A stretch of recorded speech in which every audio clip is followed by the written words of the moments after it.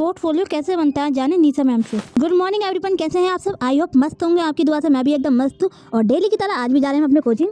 Finally guys हम अपने coaching आ चुके हैं। सर को गुड मॉर्निंग करने के बाद में हम करेंगे क्लास में entry. Good morning everyone. Hi hi Deepanshi, तबीयत ठीक है आपकी? मैम के आने से पहले मैं करने लगती हूँ अपनी स्केचिंग की प्रैक्टिस। नाउ निशा मैम की एंट्री हो चुकी है गाइस।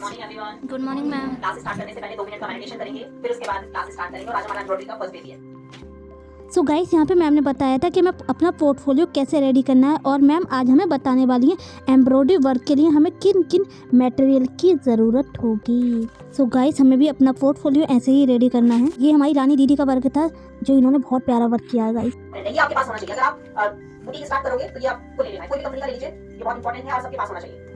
इसके बाद आता है फैब्रिक। इस फैब्रिक पे आपको एम्ब्रॉयडरी करनी है। हम यहाँ पे स्टार्टिंग में सिर्फ और सिर्फ कॉटन यूज करते हैं। देखो फैब्रिक जो कॉटन का फैब्रिक होता है वो हर चीज के लिए बेस्ट है। अगर आप स्टार्टिंग में एम्ब्रॉयडरी करोगे तो भी मैं कहूंगी कि कॉटन फैब्रिक पे एम्ब्रॉयडरी करना सीखो, क्योंकि कॉटन फैब्रिक में एम्ब्रॉयडरी अच्छी होती है और रिजल्ट भी अच्छा आता है, आपकी प्रैक्टिस के लिए भी अच्छा है। तो आपको कॉटन के फैब्रिक पे ही स्टार्टिंग में एम्ब्रॉयडरी सीखना है। स्टार्टिंग में जब कटिंग स्टिचिंग करोगे तो भी कॉटन के फैब्रिक पे ही करना है। मतलब सारी चीजें जो भी होती है ना, कॉटन फैब्रिक मस्ट है सीखने के लिए, और कॉटन फैब्रिक ही आपको लेना है। एम्ब्रॉयडरी का जब आप प्रैक्टिस करोगे तो कॉटन फैब्रिक पे ही करोगे। वैसे बहुत एम्ब्रॉयडरी में स्पीड मांगती है, नहीं तो फिर आप लगे रहोगे, बहुत टाइम लग जाएगा एम्ब्रॉयडरी। अभी हम एम्ब्रॉयडरी में ये सारी नीडल्स यूज करने वाले हैं। एक नीडल आपकी आती है आगे से भी बहुत पतली होती है और पीछे से भी पतली होती है, जैसे ये वाली नीडल है। इनमें कुछ भी ऐसी चीज जिसमें बहुत पतले पतले मोती होते हैं। मोती में क्या होता है, जो होल होता है वो बहुत पतला होता है, तो ये वाली नीडल से आप मोती नहीं लगा सकते। अगर उस मोती में बहुत पतला होल दिया हुआ है तो आपको ये पतले वाली नीडल यूज करनी पड़ेगी। तो अभी देखो ये वाली जो नीडल है ये बहुत ही पतली है, इसका जो पीछे से पार्ट है ना ये भी बहुत पतला है। तो जो भी ऐसे मोती होते हैं जिनका साइज बहुत छोटा होता है और उसका जो होल होता है उसके अंदर वो भी बहुत पतला होता है, तो ये वाली नीडल तो अंदर जा नहीं पाएगी। तो इसलिए आपको ऐसी वाली नीडल का यूज करना है। ये बहुत पतली होती है और एम्ब्रॉयडरी के लिए होती है स्पेशली। ये नॉर्मल नीडल है जो तुरपाई में यूज करते हैं, लेकिन बहुत ही पतली होती है, वो जल्दी से मुड़ भी जाती है। तो ये वाली नीडल आपकी तुरपाई में काम आती है क्योंकि साइज बहुत छोटा है। एंड ये वाली नीडल आपकी मोती वगैरह लगाने में काम आती है। ये वाली नीडल आप नॉर्मल यूज करोगे, कोई भी थ्रेड, सिल्क वाला थ्रेड है, एंकर थ्रेड है, ये दोनों नीडल से इजीली हो सकता है। स्टार्टिंग में हम एंकर का ही थ्रेड यूज करेंगे, बताएंगे आपको कौन-कौन से थ्रेड हम यूज करने वाले हैं एम्ब्रॉयडरी में। ये दोनों नीडल आप एंकर थ्रेड में यूज करोगे।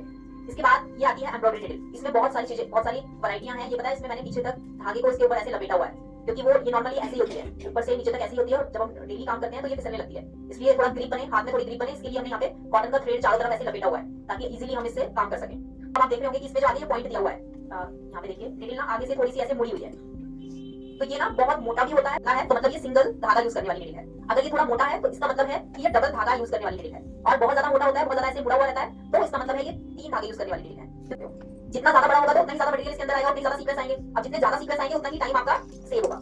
इसमें भी काफी सारे कलर आते हैं। कोई भी पर्ल, मोती, सीक्वेंस ये सब अटैच करोगे तो आपको नॉर्मल थ्रेड का यूज करना है।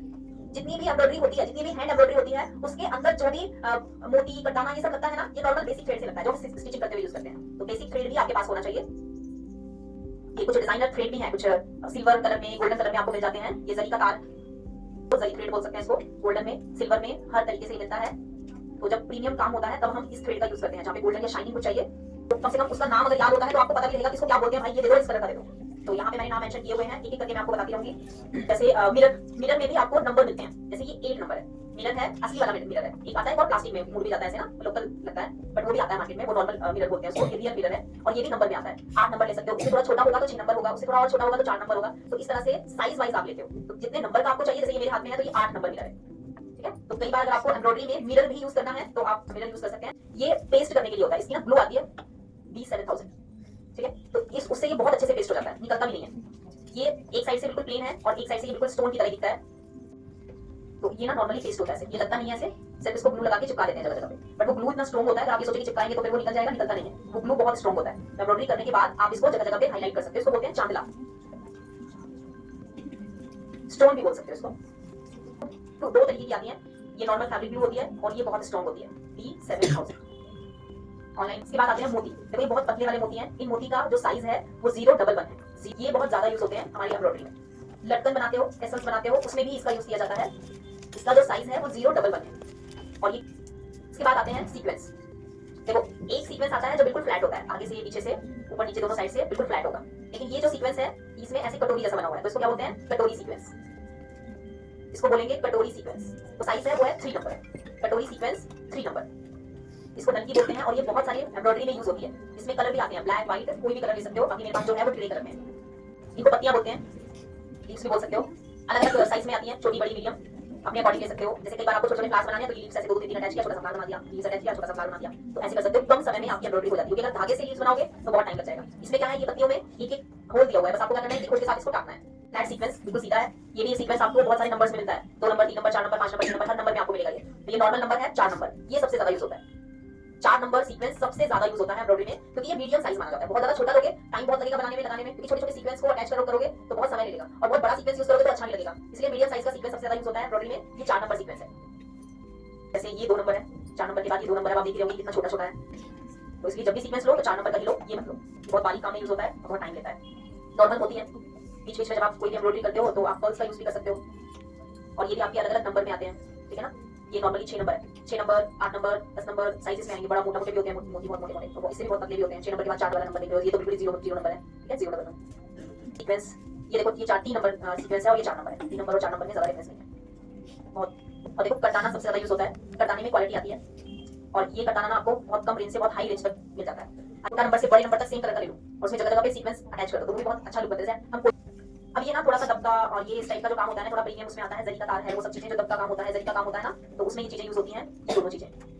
तो ये काफी कॉस्टली भी आता है। ये तो बहुत नॉर्मल सीक्वेंस जो मैं बता रही थी आपको, मिरर है ना, ये वो प्लास्टिक वाले जो मिरर आते हैं वो है ये, तो ये भी यूज कर सकते हो एम्ब्रॉयडरी में। ये जो मैंने आपको पहले नलकी दिखाई थी, ये थोड़ी बड़े साइज की है और ये थोड़ी छोटी साइज में, तो ऐसे साइजेस अलग अलग भी ले सकते हो। डिजाइन के अकॉर्डिंग आप अपने आप सेलेक्ट करके तब मटेरियल लोगे, सबको मिक्स करके पहले डिजाइन सेलेक्ट करोगे क्या बनाना है, और फिर डिजाइन के हिसाब से। ये देखो नॉर्मली आपके ये बहुत सारे स्टोन्स आते हैं, मल्टी शेप में आते हैं, मल्टी साइज में आते हैं, तो ये भी आपका बहुत अच्छा लुक बन जाता है। आपने फैशन शो में देखा होगा, यही स्टोन पेस्ट करके मैंने पूरे कोट सेट को ऊपर से कवर किया था, व्हाइट कोट सेट। जब आप किसी छोटी जगह पे एम्ब्रॉयडरी कर रहे हो, जैसे अब इतना बड़ा रिंग आप मेरे इस टॉप के ऊपर तो सेट नहीं कर सकते। अभी सोचो कि आपने ये टॉप रेडीमेड खरीदा है और आपको इस टॉप पे यहाँ पे कुछ डिजाइन बनाना है। अब ये टॉप बना हुआ है, वुलन है, और आपको यहाँ पे कुछ क्रिएटिविटी करनी है, तो क्या करोगे, ये इतना बड़ा रिंग थोड़ी सेट करोगे। उसके लिए छोटा सा रिंग आता है, वो छोटे से रिंग पे यहाँ पे सेट करो और बनाना तो जो भी आपके दिमाग में ऊपर जा रही है, जो भी फितूर है वो सब निकाल दो यहाँ पे, ठीक है। तो इस तरीके से जो छोटी वाली रिंग होती है वो यहाँ पे यूज होती है। अब आप जल रिंग सिर्फ आपके प्रैक्टिस में काम आएगी, ठीक है, ये जैसे आप काम करोगे, क्योंकि जब भी आपके पास कोई क्लाइंट आ रहा है उसको ये दिखाना है कि आप एम्ब्रॉयडरी तो करते ही हो, स्केचिंग तो करते ही हो, स्टिचिंग तो मजेदार करते हो, ठीक है। जब आप रिंग पे काम करते हो, रिंग को थोड़ा सपोर्ट देने के लिए स्टैंड होता है, इस स्टैंड में यहाँ पे आप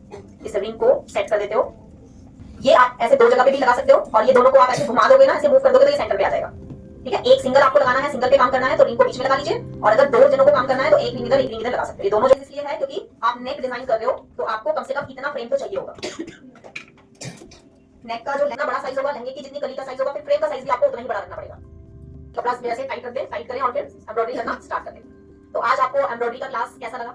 मस्त। मजा आया जी मैम। ठीक है, अब कल से हम एम्ब्रॉयडरी करना सीखेंगे। सागर प्रेजेंट मैम। ना मैम लेती प्रेजेंट, और जब मैम प्रेजेंट लेती है तो स्कूल वाली फीलिंग आती है गाइस। बाय गाइस, मिलते हैं कल के नेक्स्ट ब्लॉग में, तब तक वीडियो को लाइक और चैनल को सब्सक्राइब कर देना। बाय।